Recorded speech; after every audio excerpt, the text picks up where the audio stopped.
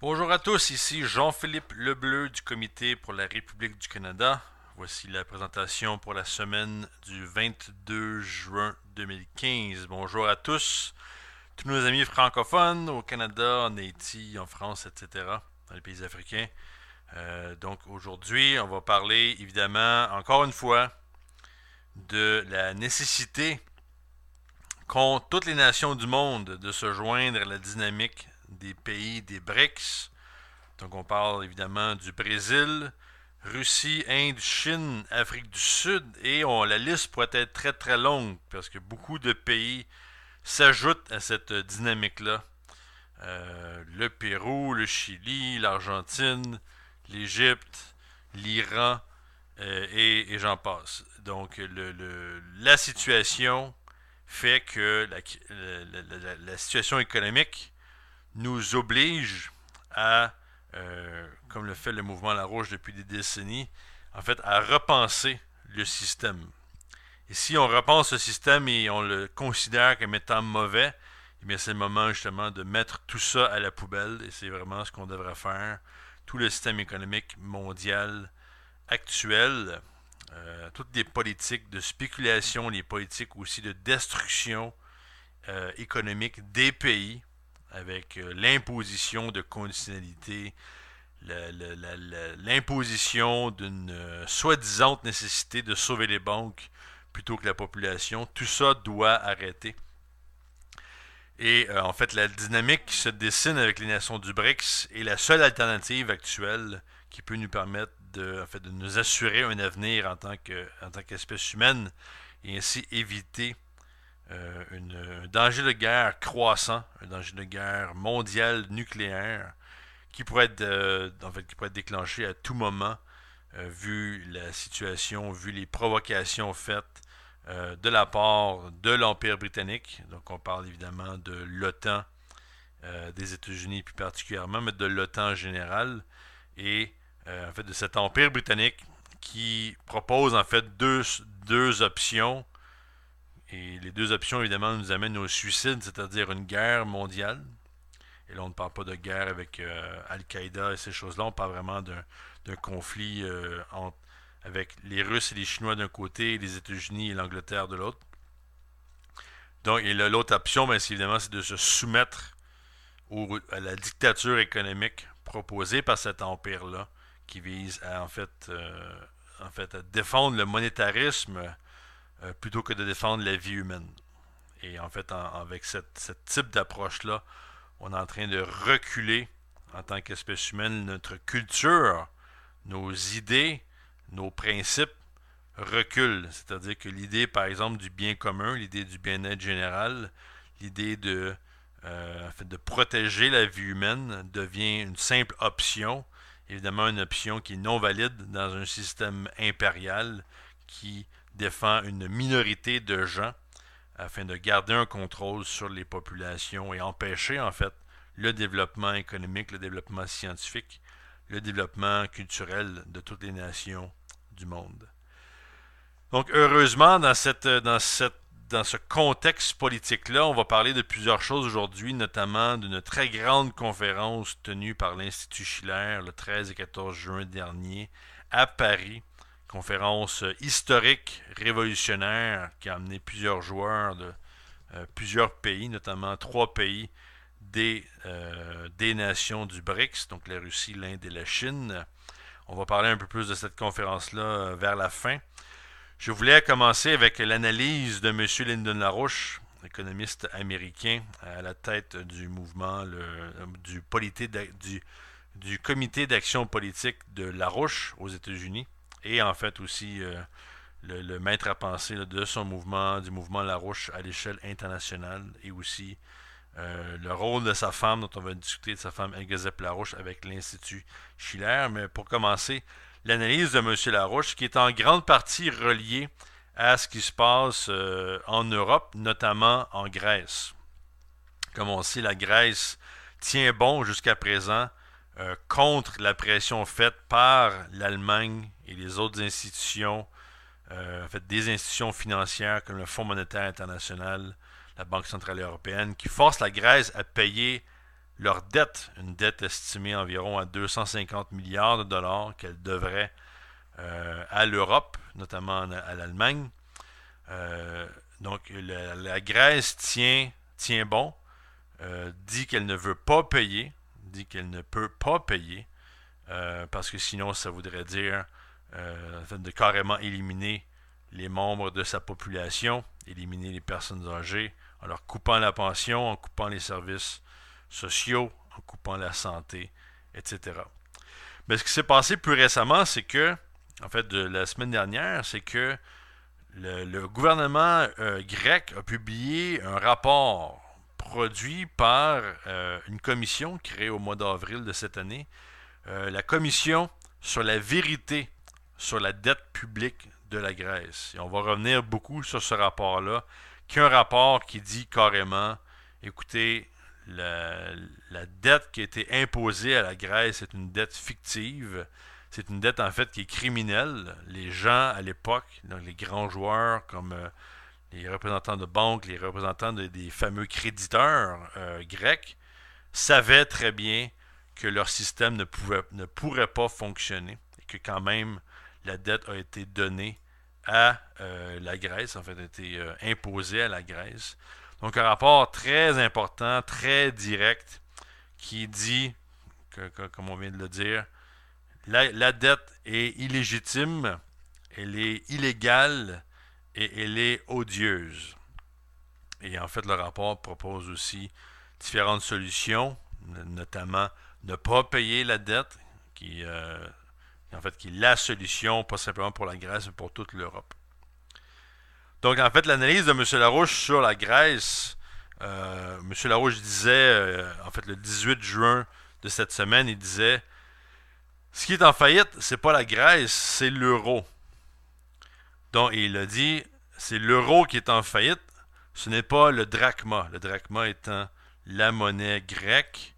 Évidemment, si la Grèce sort du système de l'euro, elle va réadopter sa monnaie nationale. Et M. Larouche a fait une analyse très polémique en disant que la monnaie grecque, en fait, pour une Grèce qui serait à l'extérieur du système de l'euro, ça ne veut pas nécessairement dire que le drachma aurait une faible valeur. Au contraire, le modèle grec serait un modèle à suivre et que la monnaie, le drachma, en fait, pourrait avoir une progression de sa valeur si cette monnaie-là est adoptée par l'euro et que c'est le système de l'euro qui est en faillite.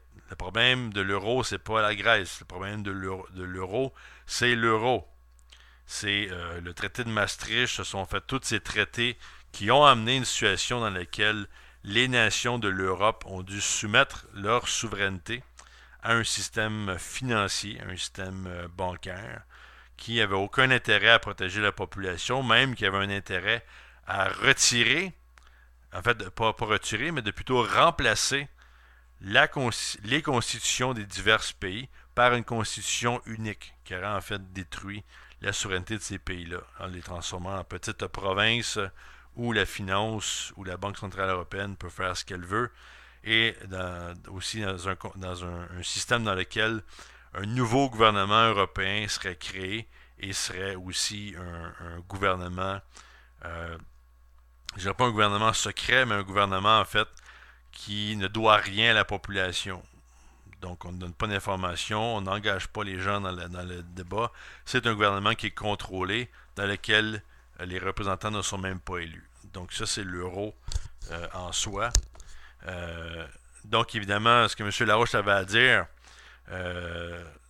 donc il disait, quand on parlait du fait que c'est l'euro qui est en faillite, en fait la solution actuelle dont il faut discuter, c'est pas simplement qu'est-ce que la Grèce doit faire, c'est en fait une solution beaucoup plus vaste dont on a besoin. Donc M. Larouche dit, vous devez en fait soutirer ces dettes spéculatives qui sont sur le dos des nations. En fait, qui sont des dettes spéculatives, qui sont en fait des gageures, comme dans un casino. Et qu'en fait, il faut se débarrasser de tout ça et créer en fait un développement interne économique dans les nations de l'Europe, mais aussi des États-Unis. Donc, M. Larouche dit, la solution, c'est une politique internationale reliée au principe de la loi bancaire Glass-Steagall. Et qu'ensuite, justement, on peut mettre des accords, les nations peuvent se mettre en accord en se basant sur ce principe bancaire Glass-Steagall qui vise la séparation bancaire entre les banques commerciales et les banques d'investissement.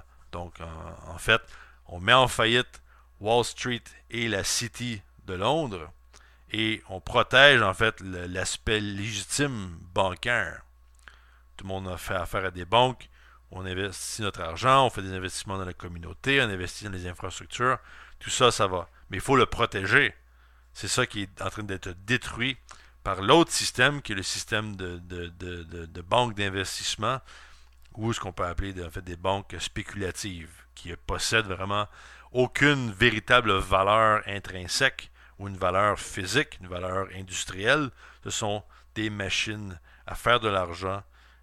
Et ensuite, quand ces banques-là explosent, comme on l'a vu depuis 2007-2008, eh bien, les banques demandent l'argent des nations. Ce qui est une véritable extorsion, c'est une extorsion criminelle, tout simplement. Donc, et M. Larouche dit, le plus important dans tout ça, c'est de restaurer l'acte, la loi Glass-Steagall aux États-Unis. C'est ça la direction que prend le mouvement Larouche aux États-Unis. Il faut ouvrir justement le contexte pour permettre la création, après le Glass-Steagall, la création d'un crédit national pour la productivité et le développement. Donc, financer des grands projets de développement pour relancer la production totale du pays que représentent les États-Unis. Et comme on va le voir tantôt, si vous pensez qu'il n'y a aucun lien entre la Grèce et les États-Unis, détrompez-vous. La situation en Grèce fait paniquer la plupart des banquiers à travers le monde. On va voir tantôt le fameux terme qui revient souvent, le terme de contagion. Contagion financière. Quand un pays va mal, souvent, ça peut aider à faire tomber tout l'échiquier mondial. Donc, et ça, les gens de la finance sont très au courant de ça. Et donc, dans une analyse, toujours par M. Larouche, une analyse qui a été publiée au mois de février dernier, Larouche faisait déjà référence que ce qui s'appelle en fait la dette grecque, possédée là, par les institutions de l'euro, par le FMI, était en fait une fraude totale. Et que cette dette-là, en fait, avait été directement injectée dans les banques privées pour sauver les banques. Et après ça, on a demandé aux citoyens grecs de rembourser cette dette-là alors qu'ils n'y ont pas touché du tout.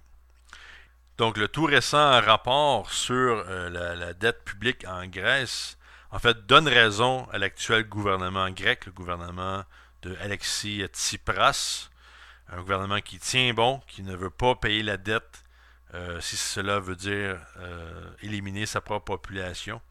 Et évidemment, ce rapport-là va permettre à d'autres nations qui ont aussi des dettes incroyables comme l'Irlande, l'Espagne, l'Italie et le Portugal, et il y en a d'autres. Donc ce rapport-là, justement, pourrait permettre à ces nations-là de mener le même type de résistance, quitte à quitter l'euro, et aussi justement à créer la porte pour la destruction du système impérial en Europe. Donc juste pour donner une citation du rapport, le rapport dit « Toutes les évidences, toutes les preuves amenées dans ce rapport démontrent que la Grèce non seulement n'a pas la capacité de payer la dette, mais ne devrait pas payer la dette. » Très important. N'a pas la capacité de payer la dette et ne devrait pas payer la dette parce que la dette qui est provenue de la Troïka, des contrats signés par la Troïka et la Grèce, en fait, vont directement à l'encontre des droits humains des résidents ou de la population grecque. Donc, nous en arrivons à la conclusion que la Grèce ne devrait pas payer la dette parce que la dette est illégale, illégitime et odieuse. Et ces trois mots-là sont des mots très précis. Donc, illégal, illégitime, odieux. Et ça, je pense, c'est une conclusion très dur contre la finance. Évidemment, le mouvement Larouche est habitué à démontrer ce genre de conclusion-là, c'est-à-dire que la finance vraiment agit de manière criminelle contre les nations, dans plusieurs cas. Et le cas de la Grèce est un cas peut-être qu'on peut dire extrême, dans le sens où la Grèce a vraiment reçu toute une gifle de la communauté financière internationale. On a vraiment voulu imposer un fascisme financier. On a augmenté le taux de suicide, le chômage, le nombre de sans-abri. C'était vraiment une situation, et c'est toujours une situation très difficile pour la Grèce. Donc, cette commission-là vraiment va donner un appui très fort au gouvernement grec, aux autres gouvernements en Europe et qui sait aussi à travers le monde, euh, d'autres nations à travers le monde qui mènent ou qui veulent mener ce même genre de combat-là. Donc, Larouche continue en disant, comme on disait tantôt, il dit le drachma, la monnaie grecque, ne serait pas nécessairement une monnaie non viable, simplement parce que la Grèce quitte l'euro. Encore là, M. Larouche te dit, le problème, c'est l'euro. C'est l'euro qui est en faillite, c'est pas le drachma. Donc, toute la pression, M. Larouche dit, fait sur la Grèce en provenance de Wall Street et de Londres, le système bancaire qui réside là, et toutes les espèces de déclarations, en fait, de ce système-là, le système de Wall Street, le système de Londres, ces déclarations-là ne valent absolument rien. C'est un système qui est basé sur la spéculation, c'est un système qui a engrangé une dette qui est impayable et qu'il va falloir qu'on annule. Il va falloir annuler cette dette-là. Et donc, l'euro tombe à cause de la banqueroute du système de l'euro. Donc, inquiétez-vous pas pour le drachma. Là, je parle de ça parce que justement, dans les médias, ils parlent justement de cette question. En fait, les médias essaient de prévoir que la Grèce, si elle quitte l'euro, elle va tomber. Donc, elle veut lancer un message aux autres nations de l'Europe que vous ne pouvez pas quitter, sinon vous allez avoir encore plus de problèmes, ce qui est faux selon M. Larouche. Et encore une fois, il faut que les États-Unis s'engagent dans la bataille. Donc, M. Larouche dit, le Parlement grec a rendu un grand service pour l'avenir de l'humanité si nous prenons les bonnes actions maintenant.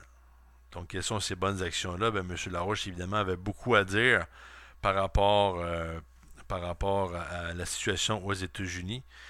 Faut aussi savoir que cette analyse de M. Larouche sur l'euro et la Grèce a été couverte dans plusieurs médias, notamment au Mexique, sur le site internet Politico, qui est un site visionné par beaucoup de gens de la classe politique du Mexique, et aussi, comme on disait, le rapport de la Commission sur la dette publique en Grèce est couvert dans plusieurs sites qui sont des sites hispaniques, espagnols ou portugais, justement à cause de la situation avec l'Espagne et le reste de l'Amérique latine. On veut savoir, on veut savoir la véritable situation et on se nourrit des conclusions du rapport pour être capable justement de planifier ou d'organiser une politique pour le futur de ces pays-là. Donc oui, donc la Grèce avance dans la bonne direction, mais il faut aller plus loin. Comme on le disait déjà, il y a de ça, en fait, on en parlait la semaine dernière. L'Allemagne aussi doit changer son fusil d'épaule. L'Allemagne doit se débarrasser d'Angela Merkel. On se rappelle que c'est l'Allemagne qui menait vraiment les pressions contre la Grèce, des pressions carrément, des pressions criminelles, et qu'il y avait une résistance en Allemagne en provenance de deux anciens chanceliers. On parle du chancelier Gerhard Schröder, de l'ex-chancelier Helmut Schmidt et l'actuel ministre des Affaires étrangères Steinmeier. Donc ces trois personnes-là représentent une opposition institutionnelle contre Merkel et sa position sur la Grèce et aussi évidemment sa position par rapport aux sanctions économiques et la guerre contre, contre la Russie. Et justement, ben, ce qui se passe en fait, c'est que le problème dans tout ça, parce qu'on l'a dit plusieurs fois dans notre émission, il y a un lien direct entre cet effondrement économique dans lequel nous sommes et l'accroissement du danger de guerre. Et qu'en fait, Barack Obama, qui non seulement travaille pour les intérêts financiers de Wall Street, de Londres, mais travaille aussi de manière plus, on va dire, plus globale avec l'Empire britannique. Et le rôle de l'Empire britannique, c'est vraiment de détruire le concept même de nation. C'est pas une question d'argent ou de simple pouvoir. C'est une question de ramener l'espèce humaine à l'âge de pierre. Donc, Larouche dit, ce qui doit provenir des États-Unis, c'est une opposition contre Barack Obama. Le problème, c'est que le gouvernement Obama est toujours là. Il faut s'en débarrasser, créer un gouvernement décent. Et quelque chose, et justement créer une équipe maintenant qui va nous permettre d'arriver à quelque chose de décent. Et ce changement aux États-Unis-là, selon M. Larouche, produirait un grand changement dans la situation mondiale.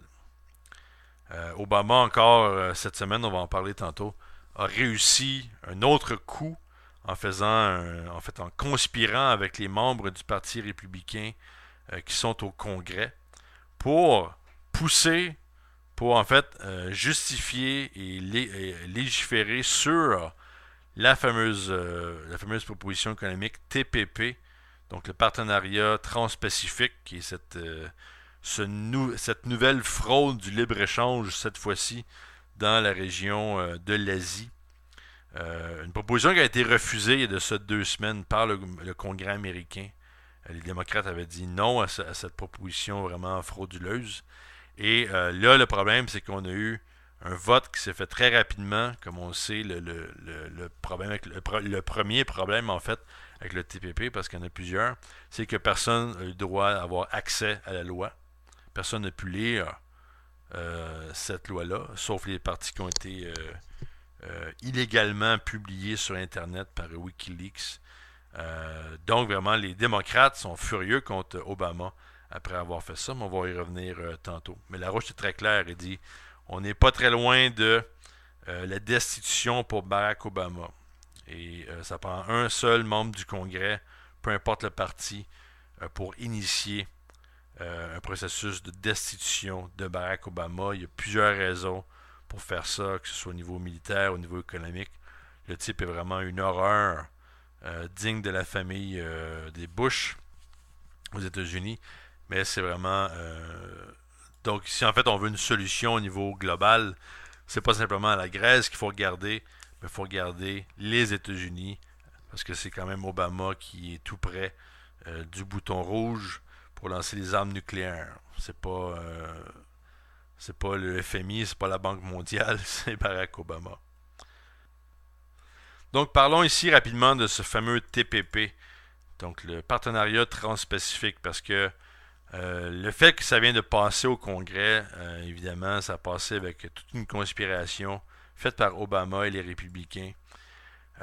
Juste ça, c'est suffisant pour destituer Obama. C'est vraiment le type d'action unilatérale qui vont en fait à l'encontre de la Constitution américaine. Le Congrès et le Sénat, ils sont pas là pour faire pour simplement bien paraître.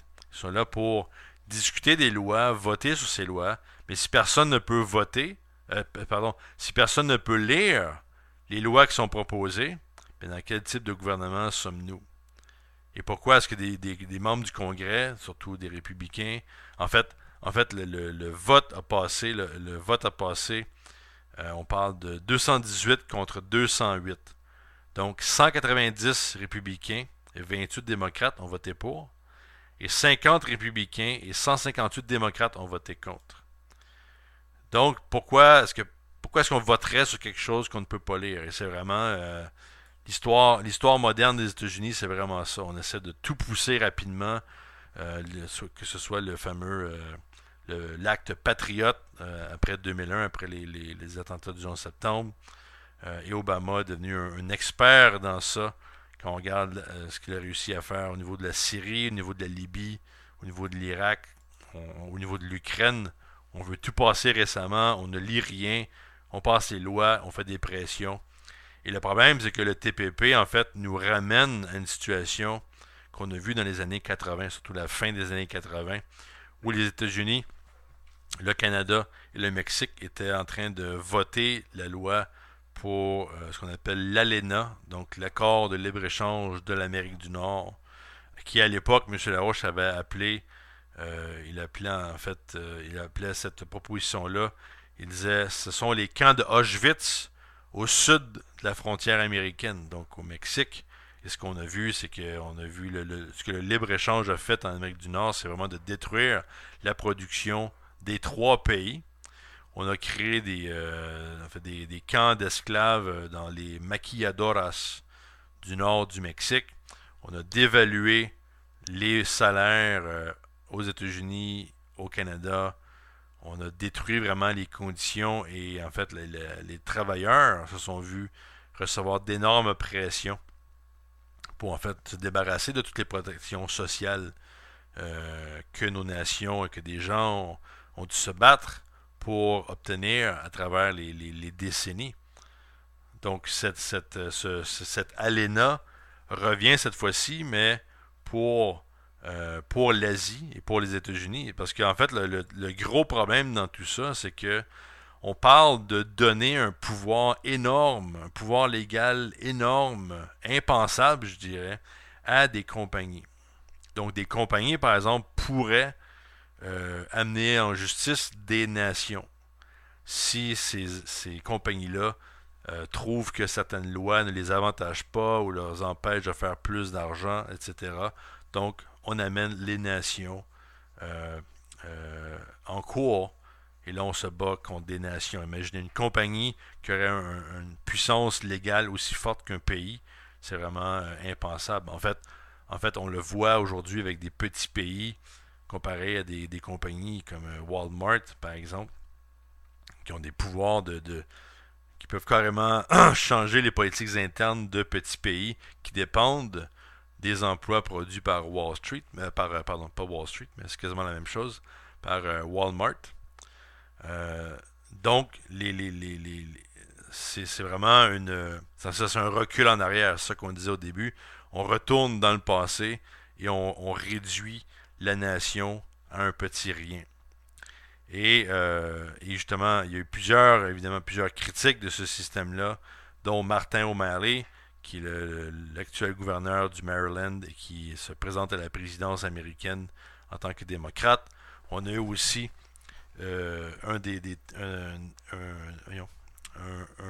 avocat très important, monsieur Eric Schneiderman de l'État de New York. Il est le Attorney General, donc le procureur général de l'État de New York. Et lui, il a écrit une lettre justement sur le site web Politico en disant que, écoutez, si les tribunaux peuvent être menés par ce qu'on appelle des avocats de corporation, si eux peuvent dire aux États ou aux pays comment se comporter, ben où allons-nous, t'sais? Et on a aussi eu l'archevêque Silvano Tomassi, qui lui travaille aux Nations Unies à Genève. Et il disait justement sur cette proposition-là, il dit écoutez, on ne peut pas avoir un système économique qui se base sur l'autonomie absolue du marché financier et de la spéculation. Donc, si on fait ça, bien, on est en train de rejeter le droit des États, on est en train de se débarrasser du bien commun et on perd tout contrôle. On a une nouvelle tyrannie. Une nouvelle tyrannie est née, invisible et souvent virtuelle, qui peut imposer unilatéralement et sans cesse ses propres lois, ses propres règles. Donc, en fait, ce qu'on connaît du TPP, le Trans-Pacific Partnership, c'est en fait des informations qui ont été fournies par le site Wikileaks, qui a en fait publié 29 clauses secrètes, notamment, en fait, des clauses qui sont secrètes, non seulement secrètes, mais qui ne peuvent être révélées que 4 années après l'accord, après que l'accord du TPP soit signé. Donc c'est vraiment ridicule. Des clauses qui restent secrètes pendant 4 ans. Et donc, un des commentaires de Mme Lori Wallach, elle travaille elle est une des directrices du Trade Watch of Public Citizens. Et elle, ce qu'elle disait, c'est que ben, justement, dans ces 29 clauses secrètes, il y en a seulement 5 qui touchent vraiment les accords économiques. Et comme on le disait encore, on revient sur la question que des compagnies en fait, peuvent carrément refuser des lois de base, comme par exemple, si la loi Glass-Steagall était réétablie, ben ces compagnies-là pourraient dire non, on veut rien savoir avec ça, on va faire notre propre système. Et ça, c'est ça qu'on appelle du fascisme financier, où l'idée de bien commun, l'idée des, des la base, en fait, le fondement des constitutions des pays est rejeté sans problème. Donc, on voit vraiment un très gros problème. Obama est en train de défendre une loi qui n'est pas simplement un accord économique, mais qui est en fait une destruction d'un principe, un principe en fait universel, qui est la défense de la vie humaine. Et là, on dit que toutes les lois qui visent à défendre la vie humaine, les lois importantes au niveau financier, au niveau économique, ces lois-là n'ont plus de force dans un système comme le TPP. Donc c'est ça qui est en jeu. C'est pour ça que la Roche dit il faut destituer ce gars-là. Ce gars-là n'a pas de principe, c'est un narcissiste. Il est une des pires marionnettes de l'histoire de l'Empire britannique. Et ces politiques-là doivent cesser le plus vite possible. Donc, avec ça en vue, on repense un peu justement ce qui se passe en Grèce avec ce rapport qui a été publié. Évidemment, c'est un rapport qui est caché en fait par les médias. Les médias ont mis ça sur la liste noire, personne n'en parle. Les seules choses dont on parle vraiment concernant la Grèce, c'est en fait les différentes pressions faites sur la Grèce, notamment, on peut parler de plusieurs articles, mais notamment dans le magazine Le Monde, on a eu un éditorial de la part de Arnaud Leparmentier intitulé les Grecs hébétés, dans lequel monsieur Leparmentier appelle carrément à un coup d'État contre le gouvernement en Grèce, un gouvernement légalement élu en passant. Donc il parle justement du précédent de Berlusconi en Italie, donc le premier ministre Berlusconi, et du premier ministre Georges Papandreou en Grèce, qui, après avoir été condamné par ce qu'il appelait le tribunal de l'euro, là on parle de Angela Merkel d'Allemagne, Sarkozy de France, et aussi Merkel lors du meeting du G20 de novembre 2011, en fait avait créé une espèce d'attaque contre ces dirigeants-là pour les remplacer, puis essayer de les remplacer par des marionnettes. Et donc l'article continue. En fait, il y a un autre article plutôt de Marc Roche, toujours dans Le Monde, dans lequel M. Roche précise que les deux remplaçants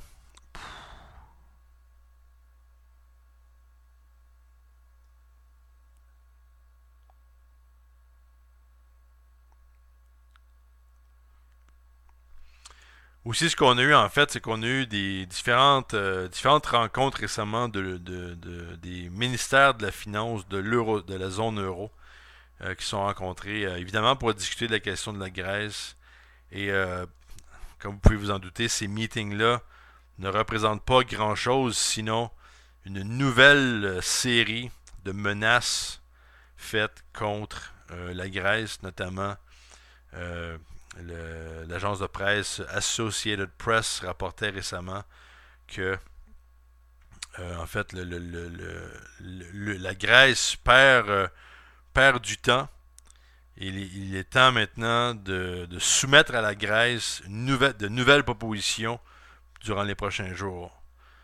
Et avant ce meeting, là on parle d'une déclaration ici du ministère de la Finance hollandais, Jeroen Dijsselbloem, pardon pour la prononciation, donc Dijsselbloem, qui, comme plusieurs autres, dit OK, les propositions faites par les Grecs ne sont pas de bonnes propositions. Il va même jusqu'à dire que ça va prendre une troisième extension du programme de sauvetage financier. Donc ça donne un peu une idée là, de ce qui se discute à ces meetings-là. On veut mettre plus de pression sur la Grèce, on veut que la Grèce paye, alors que la Grèce tient son bout et dit non, je ne paye pas. Et tantôt on parlait de la fameuse contagion. Eh bien, l'agence de presse Bloomberg et Reuters ont tous deux rapporté un article, justement, dans lequel, dans l'article de Bloomberg, un certain Mauricio Vargas, un économiste qui travaille à Francfort, en Allemagne, lui dit quant à lui que justement la dette de 200 milliards de plus d'euros qu'a la Grèce, c'est énorme. Donc si la Grèce ne paye pas, il y a un risque systémique dans les marchés qui ne peut être ignoré, selon M. Vargas. Et dans le magazine Reuters, donc le titre, la contagion englobe l'euro. Donc il dit en fait un peu comme M. Larouche, si la Grèce tombe, en fait le problème c'est l'euro. C'est l'euro qui est en banqueroute. Et si la Grèce ne paye pas, c'est pas la faute de la Grèce, c'est la faute du système de l'euro. Donc très important. Mais ce qui est intéressant aussi, c'est justement qu'est-ce que la Grèce fait par rapport aux nations du BRICS. Et cette semaine, en fait aujourd'hui je crois, c'est Alexis Tsipras, le premier ministre de la Grèce, qui va rencontrer Vladimir Poutine à Saint-Pétersbourg pour discuter économie, pour discuter d'une potentielle pipeline pour amener le gaz naturel en Europe qui passerait à travers la Grèce. C'est un très très gros enjeu qui a été discuté. Et aussi, le gouvernement grec est intéressé à participer au prochain sommet des BRICS qui se tiendra à Oufa en Russie. Et en fait, le conseiller au gouvernement grec sur la question des BRICS, un dénommé Panagiotis Roumeliotis, lui, il disait carrément à l'agence de presse Sputnik, il disait « Bien sûr, nous sommes intéressés à participer au sommet de Oufa. Cela sera une grande occasion de continuer nos discussions avec les autorités russes sur la création, par exemple, de la nouvelle banque de développement des BRICS, le fonctionnement de cette banque et comment la Grèce peut y participer en tant que membre actif. » Et évidemment aussi, la Grèce s'est prononcée, et de ça déjà longtemps, contre les sanctions anti-russes. Donc le gouvernement grec est contre ces sanctions-là. Et donc est très enthousiaste par rapport au potentiel des nations du BRICS.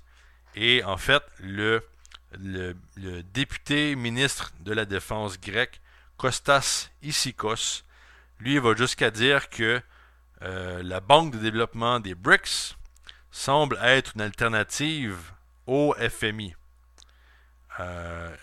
Et ensuite, il a rajouté que le FMI, en fait, ça représente un monopoly qui a mené à beaucoup de tragédies et de catastrophes pour, en fait, des milliers de personnes à travers les dernières décennies. Donc, une position très claire encore là qui nous vient de la Grèce, et donc qui a un regard très sérieux vers les nations du BRICS. Et avant de poursuivre, avant de conclure, je voulais quand même donner, je lire simplement deux petits paragraphes sur, qui provient de l'introduction du rapport de la commission sur la vérité sur la dette publique en Grèce.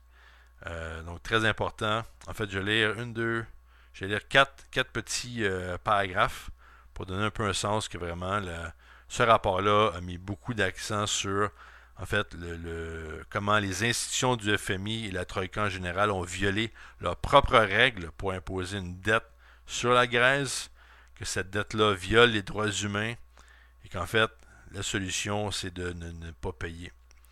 Donc au début, et aussi il faut garder en tête le nouveau gouvernement grec, celui qui est là depuis cette année, reprend en fait son vrai rôle gouvernemental de protéger la population et pose la question pose la grande question, à savoir qui passe en premier, c'est les citoyens ou les créditeurs. Donc, je commence la lecture. Donc, le rapport va comme suit. Prendre à bas le corps un ensemble de problèmes sociaux et économiques est une impérieuse nécessité, autant qu'une responsabilité sociale. Prenant acte de cela, le Parlement hellénique a mis en place en avril 2015 la Commission pour la vérité sur la dette publique grecque. Lui a donné un mandat pour mener des investigations sur l'origine et l'augmentation de la dette publique, la façon dont cette dette a été contractée et les raisons qui y ont amené. Enfin, sur l'impact qu'ont eu sur l'économie et la population les conditionnalités attachées à ces contrats. La Commission pour la vérité a pour mission d'amener à une prise de conscience sur les questions relatives à la dette grecque, tant sur le plan interne qu'au niveau international, de formuler des arguments et de proposer des scénarios relatifs à l'annulation de la dette. Donc très important, formuler des arguments et de proposer des scénarios relatifs à l'annulation de la dette. Donc très clair, un mandat clair pour la Commission. Donc je continue. Les recherches présentées par la Commission dans son rapport préliminaire mettent en lumière le fait que le programme d'ajustement auquel la Grèce était soumise était et reste dans son intégralité un programme politiquement orienté. Très important, le programme était politiquement orienté. L'analyse technique bâtie sur des variables macroéconomiques et ses projections de dette, des données en relation directe avec la vie et de la population et ses moyens de subsistance, a permis de cantonner les discussions relatives à la dette à un niveau technique. Ces discussions ont principalement été centrées autour de la thèse selon laquelle les politiques imposées à la Grèce allaient lui permettre de rembourser sa dette. Les faits présentés de ce rapport prouvent tout le contraire. Les éléments dont nous faisons état dans ce rapport montrent que de toute évidence, la Grèce, non seulement n'est pas en capacité de rembourser cette dette, mais qu'elle ne doit pas la rembourser, si on l'a dit au début. Tout d'abord parce que la dette issue des mesures de la Troïka constitue une violation caractérisée des droits humains fondamentaux des résidents de la Grèce. Ainsi, nous sommes parvenus à la conclusion que la Grèce ne doit pas payer cette dette du fait de son caractère illégal, illégitime et odieux. Et pour terminer, il est également apparu à la Commission que le caractère insoutenable de cette dette publique grecque était évident depuis l'origine pour les créanciers internationaux, les autorités grecques et les grands médias. Donc les gens, dès le début, savaient que ça ne marcherait pas, que la dette, cette création de dette publique-là ne fonctionnerait pas. Pourtant, les autorités grecques et certains gouvernements de l'Union européenne se sont ligués pour rejeter une restructuration de la dette publique en 2010 dans le seul but de protéger les institutions financières privées. Les grands médias officiels ont dissimulé la vérité au public en soutenant que le plan de sauvetage allait être bénéfique pour la Grèce, tout en passant en boucle le récit selon lequel la population ne faisait que payer pour ses propres turpitudes. Donc les médias ont menti à la population. Et c'est pour ça, en fait, que, bon, comme sûrement plusieurs de nos auditeurs le savent déjà, vaut mieux pas lire les médias de masse. C'est moins dur pour l'esprit. Et c'est vraiment du lessivage de cerveau. Donc, ce qui sort de cette commission-là, c'est la vérité, toute la vérité sur comment la Grèce a obtenu cette dette et comment, en fait, cette dette-là était une arnaque, était une fraude visant en fait à contrôler la Grèce et, si possible, justement, à réduire la Grèce, comme les autres pays de l'Europe, à un état de servitude. Donc, avec cette situation économique-là, avec aussi, on pourrait en parler rapidement, mais la situation au niveau du danger de guerre entre les États-Unis et la Russie continue d'augmenter. L'OTAN continue sa provocation. On parle maintenant de 10 000 troupes qui seraient dans la région de la mer Baltique, avec aussi des gens en Pologne qui, en fait, se préparent, font plusieurs exercices militaires près de la frontière russe. Donc la provocation se poursuit. Les Russes ont malheureusement dû prendre la décision, enfin, pour se protéger, en fait, de produire plus de 40 missiles qu'on appelle des missiles balistiques intercontinentaux. Donc des missiles, en fait, qui peuvent détruire d'autres systèmes antimissiles ce que l'OTAN et les États-Unis sont en train de créer partout sur la frontière européenne, près de la Russie. Donc évidemment, le danger est toujours présent. Et c'est pour ça qu'en fait, ça vaut la peine de conclure avec un mini-rapport de la conférence révolutionnaire de l'Institut Schiller, donné récemment le 13 et 14 juin, intitulé Rebâtir le monde à l'ère des BRICS. Une conférence dans laquelle ont participé plus de 450 personnes, et donc des gens de plusieurs pays. On avait des représentants du Brésil, de la Russie, de l'Inde et de la Chine qui étaient là, de l'Iran, de la France, de l'Allemagne, de plusieurs autres pays, l'Australie notamment. Et l'objectif de la conférence était en fait de faire souffler en France et en Europe le vent de progrès qui nous provient des BRICS et de leurs alliés face à un ordre international qui n'a plus rien d'autre à offrir que le retour des empires.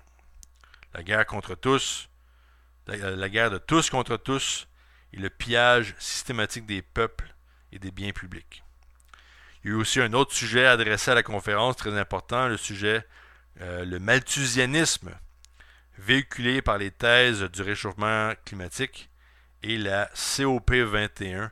Donc là, on parle évidemment de la prochaine conférence qui aura lieu à Paris au mois de décembre, une conférence sur le réchauffement climatique, qui est vraiment cette théorie-là et tous les groupes qui s'y associent sont vraiment les ennemis jurés du développement des BRICS et du reste de la planète. Donc c'est l'autre approche impériale en utilisant l'environnementalisme et le malthusianisme qui dicte en fait le malthusianisme est en fait une théorie qui dicte l'élimination en fait de gens considérés inutiles ou considérés comme étant un fardeau sur l'espèce humaine, et évidemment ce sont les pauvres qui sont menacés en premier en Afrique, en Inde, en Chine.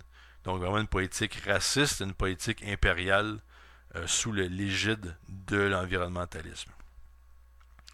Donc, Helga Zepp-Larouche, qui est la fondatrice et la présidente de l'Institut, a ouvert la conférence en évoquant les périls qui nous guettent, donc une crise financière qui pourrait vraiment, en fait, amener une implosion du système à l'approche du dénouement de la crise grecque à fin juin, parce qu'on se rappelle à fin juin, la Grèce devra payer une dette, en fait, devra faire un paiement sur sa dette environ 1,6 milliard de dollars, qu'elle ne peut toujours pas payer. Et aussi, évidemment, on a cette danger grandissant de guerre, une guerre nucléaire des États-Unis contre la Russie et la Chine, et du fait justement de l'idéologie néoconservatrice du projet intitulé Projet pour un nouveau siècle américain, qui est une idéologie qui dit en fait que la stratégie anglo-américaine vise à empêcher toute puissance de menacer le pouvoir global des États-Unis. Donc ça date de 1998 à l'époque, fait par des gens comme Paul Wolfowitz et en fait toute l'équipe qui a constitué la première administration de George W. Bush Jr. Donc il y a aussi eu l'économiste Lyndon LaRouche qui a adressé un message vidéo en soutien aux protestations des trois politiciens allemands qui font opposition à Angela Merkel maintenant. Donc on parle de Helmut Schmidt, George Schroeder, les deux anciens chanceliers, et le ministre des Affaires étrangères, Frank-Walter Steinmeier. Mais Mme Larouche a poursuivi justement en démontrant un très grand optimisme, en présentant les nations du BRICS, la nouvelle route de la soie, qui est la politique du mouvement Larouche depuis les années 90. Donc cette route de la soie là, de la Chine et de l'Union eurasiatique russe, comme l'alternative au danger d'effondrement économique et de guerre. Cela fait plus de 25 ans que l'Institut Schiller contribue à construire cette alternative en proposant, dès en fait, la chute du mur de Berlin en 89, en proposant un ordre de paix par le développement mutuel pour le 21e siècle, fondé sur justement tout le concept de corridor de développement à travers l'Eurasie. Donc il y avait aussi des représentants de la Russie, de la Chine, de l'Inde, Brésil et l'Afrique du Sud n'ayant pu amener de présentation. Mais les trois autres pays ont pu donner un bon aperçu du monde, non pas unicentrique, mais polycentrique, qu'ils sont en train de créer. Un embryon de nouvel ordre économique international plus juste. Et en fait, et tout le monde qui est à la conférence veut vraiment que ce projet-là se fasse le plus rapidement possible. Il y avait aussi l'ambassadeur de l'Iran, son Excellence Ali Abani, donc l'ambassadeur de l'Iran en France, qui lui aussi nous a envoyé un message indiquant là, que la République islamique de l'Iran est prête à coopérer avec les pays du BRICS en vue d'apporter son aide et son concours à la résolution des problèmes régionaux et mondiaux. La Russie qui va mener la présidence des nations du BRICS pour cette année. Donc il y avait le ministre conseiller de l'ambassade de Russie à Paris, un dénommé Leonid Kaditchev, qui lui a pu parler justement des priorités qui seront fixées lors du prochain sommet des BRICS dans la ville de Oufa. Ça, c'est le 9 et le 10 juillet. Et donc, avant ce sommet à Oufa, vont être lancées la nouvelle banque de développement et aussi le pool de réserve, donc le fonds de réserve en devises adopté au sommet de Fortaleza au Brésil en 2014. Et donc le processus de ratification par tous les pays membres de ce fonds-là et de cette banque-là, tout ça va de bonne manière. Et par la suite, on va adopter justement la feuille de route des investissements en infrastructure, ainsi que de nouveaux axes de coopération, tels que l'exploitation minière, l'énergie, les communications. On a aussi eu le professeur Shi Zhe de l'Institut chinois de relations internationales, qui lui a énuméré différents objectifs de la nouvelle route de la soie de la Chine. Donc, un des objectifs, c'est de résoudre les déséquilibres économiques intérieurs de la Chine et rééquilibrer son commerce extérieur avec ses voisins de l'Ouest, comme l'Asie centrale, l'Inde et la Russie, dont elle a besoin au niveau énergétique. Le programme Une ceinture, une route, développé par la Chine, était aussi sa contribution confucéenne au monde. Donc une contribution basée sur les idées du penseur chinois Confucius. Donc il vise à créer, à travers le développement du continent asiatique, une nouvelle locomotive de croissance et renforcer la paix et la sécurité mondiale. On a eu aussi une contribution très importante de la part de M. Viswanathan, ambassadeur de l'Inde, chercheur émérite à l'Observer Research Foundation, et qui est aussi coordinateur de toutes les activités liées aux BRICS. Donc, il rappelait justement que les nations du BRICS représentent 25% du PIB mondial, mais seulement 11% des droits de vote au Fonds monétaire international. Donc, M. Viswanathan a dénoncé le caractère complètement anachronistique du FMI, de la Banque mondiale et du Conseil de sécurité de l'ONU. Et c'est pourquoi, justement, les BRICS, aujourd'hui, sont passés à la vitesse supérieure, sont en train de déterminer l'agenda de cette nouvelle ordre. D'où la création de la nouvelle banque de développement et du Fonds de réserve monétaire, le CRA.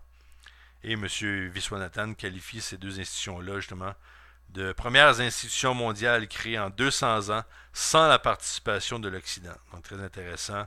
On a un changement de cap total. Donc, il dit « L'avenir est radieux pour les BRICS, mais c'est un processus en cours et non un produit fini. » Donc, le point, c'est pas de simplement dire joignons-nous aux nations du BRICS et tout va bien aller. C'est un processus. Donc, on est dans une bonne direction, mais il faut s'assurer que la direction reste la bonne. Donc, il faut plus de nations, il faut plus de projets et plus de gens qui vont justement se tenir debout contre l'impérialisme qui maintenant dicte une guerre ou dicte des conditionnalités financières sur tous les pays, donc sur tous les citoyens. Et c'est là, je pense, qu'il faut revenir à l'analyse de M. Larouche, c'est-à-dire qu'il s'agit en fait de créer un mouvement de citoyens qui peut mener à bien le développement de l'espèce humaine pour les prochaines générations. C'est vraiment de ça dont il est question. Donc, évidemment, on veut arrêter une guerre mondiale, Mais cette guerre mondiale-là ne peut pas être remplacée par une espèce de nouvelle guerre froide ou une espèce de dictature. Ça prend en fait, il faut donner liberté au pouvoir créateur de l'espèce humaine, mais vraiment créer une nouvelle renaissance au niveau des idées, au niveau de notre conception de l'espèce humaine, au niveau des grands projets scientifiques de l'heure, comme la question de l'eau, la question justement de redévelopper la biosphère des continents à travers le monde, de développer un programme spatial, de développer la fusion nucléaire. Ces projets-là ne peuvent pas être simplement menés par un pays ou deux pays. Il faut vraiment engager tout le monde dans cette bataille-là. Et c'est là où l'analyse de M. Larouche est très importante. C'est pas une analyse qui est écrite ou dictée par en fait pour des gens qui ne font que simplement lire la politique ou lire les journaux. Il faut agir, il faut maintenant regrouper les nations, il faut se joindre aux nations du BRICS maintenant avant que la situation dégénère. Et je pense que la toute récente conférence de l'Institut Schiller, écoutez, ces discours-là vont être mis à disponibilité partout, notamment sur le site de nos collègues français, le site solidarité et progrès.org. Donc un site très important. Tous les discours commencent à être postés. J'exige que vous lisiez tout ça.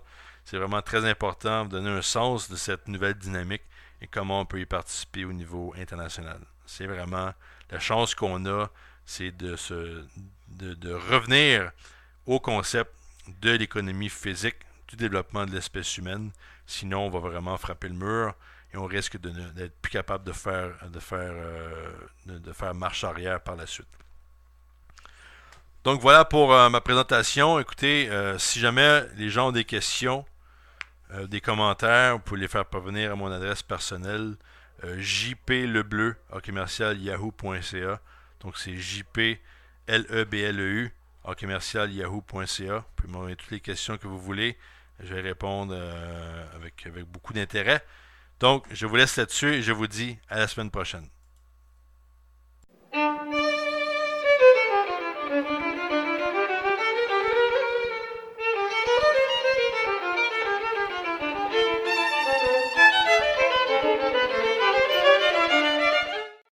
Bonjour à tous, ici Jean-Philippe Lebleu du Comité pour la République du Canada. Voici la présentation pour la semaine du 22 juin 2015. Bonjour à tous nos amis francophones au Canada, en Haïti, en France, etc., dans les pays africains. Donc aujourd'hui, on va parler évidemment, encore une fois, de la nécessité qu'ont toutes les nations du monde de se joindre à la dynamique des pays des BRICS. Donc on parle évidemment du Brésil, Russie, Inde, Chine, Afrique du Sud, et la liste pourrait être très très longue parce que beaucoup de pays s'ajoutent à cette dynamique-là. Le Pérou, le Chili, l'Argentine, l'Égypte, l'Iran, et j'en passe. Donc la situation fait que la situation économique nous oblige à, comme le fait le mouvement Larouche depuis des décennies, en fait, à repenser le système. Et si on repense le système et on le considère comme étant mauvais, eh bien c'est le moment justement de mettre tout ça à la poubelle et c'est vraiment ce qu'on devrait faire. Tout le système économique mondial actuel, toutes les politiques de spéculation, les politiques aussi de destruction économique des pays, avec l'imposition de conditionnalité, l'imposition d'une soi-disant nécessité de sauver les banques plutôt que la population. Tout ça doit arrêter.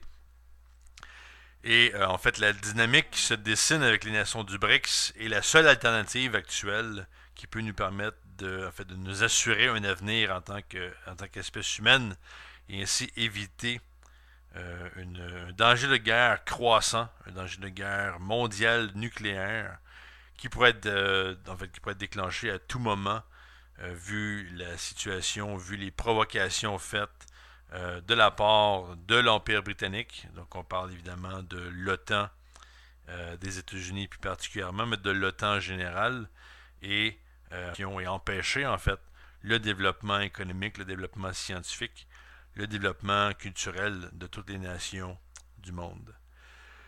Donc heureusement, dans ce contexte politique-là, on va parler de plusieurs choses aujourd'hui, notamment d'une très grande conférence tenue par l'Institut Schiller le 13 et 14 juin dernier à Paris. Conférence historique, révolutionnaire, qui a amené plusieurs joueurs de plusieurs pays, notamment 3 pays des nations du BRICS, donc la Russie, l'Inde et la Chine. On va parler un peu plus de cette conférence-là vers la fin. Je voulais commencer avec l'analyse de M. Lyndon LaRouche, économiste américain à la tête du mouvement du comité d'action politique de LaRouche aux États-Unis et en fait aussi le maître à penser de son mouvement, du mouvement LaRouche à l'échelle internationale et aussi le rôle de sa femme, dont on va discuter de sa femme Elgezep LaRouche avec l'Institut Schiller. Mais pour commencer, l'analyse de M. LaRouche, qui est en grande partie en fait, de cet empire britannique, qui propose en fait deux options. Et les deux options, évidemment, nous amènent au suicide, c'est-à-dire une guerre mondiale. Et là, on ne parle pas de guerre avec Al-Qaïda et ces choses-là. On parle vraiment d'un conflit avec les Russes et les Chinois d'un côté et les États-Unis et l'Angleterre de l'autre.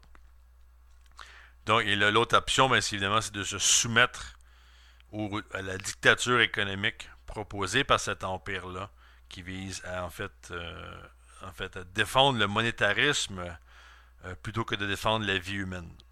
Et en fait, avec ce type d'approche-là, on est en train de reculer en tant qu'espèce humaine notre culture, nos idées, nos principes reculent. C'est-à-dire que l'idée, par exemple, du bien commun, l'idée du bien-être général, l'idée en fait, de protéger la vie humaine devient une simple option, évidemment une option qui est non valide dans un système impérial qui défend une minorité de gens afin de garder un contrôle sur les populations. Relié à ce qui se passe en Europe, notamment en Grèce.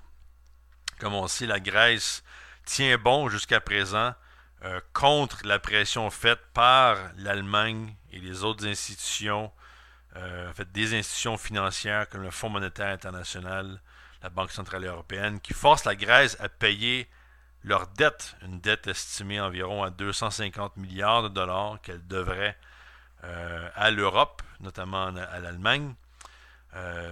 Donc la Grèce tient bon, dit qu'elle ne veut pas payer, dit qu'elle ne peut pas payer, parce que sinon ça voudrait dire de carrément éliminer les membres de sa population, éliminer les personnes âgées, en leur coupant la pension, en coupant les services sociaux, en coupant la santé, etc. Mais ce qui s'est passé plus récemment, c'est que, en fait, de la semaine dernière, c'est que le gouvernement grec a publié un rapport produit par une commission créée au mois d'avril